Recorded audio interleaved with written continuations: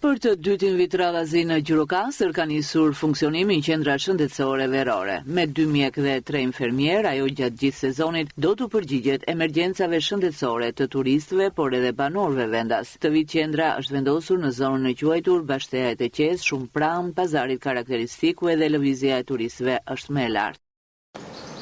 Është hera e dytë që funksionon qendra shëndetësore verore në Gjirokastër. Vjet kemi qenë në Dunavat, por duke menduar që fluksi më i madh i turistëve është në qafën e pazarit, u çvendosëm në këtë pozicion që jemi tani.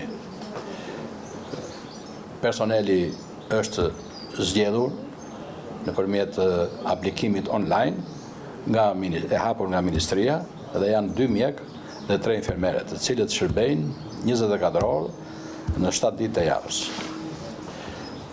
Këtu ne nuk jemi në shërbim vetëm të turistëve, sepse këtu afër nuk ka dhe qendër shëndetësore, kështu që ne jemi në ndihmë edhe të banorëve që janë këtu, dhe u shërbejmë atyre një lloj si dhe turistëve. Ne s'kemi dallim në mjeksi, je turist apo je banor i qytetit.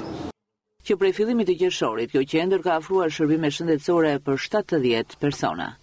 Veç vizitave të zakonshme, ne kryejmë këtu edhe matjen e sheqerit në gjak, glicemin, bëjmë dhe EKG, elektrokardiogram, për rastet që janë rastet e sëmundjeve të zemrës, në rastet intoksikacionesh, helmime ushqimore, ne mund bëjmë dhe perfuzione. Para 2 ditësh kemi pas një rast në një hotel afër nesh, afër qafës pazarit, shkova atje unë, ishte me një helmim ushqimor, i dham ndihmën që duhet i jepim.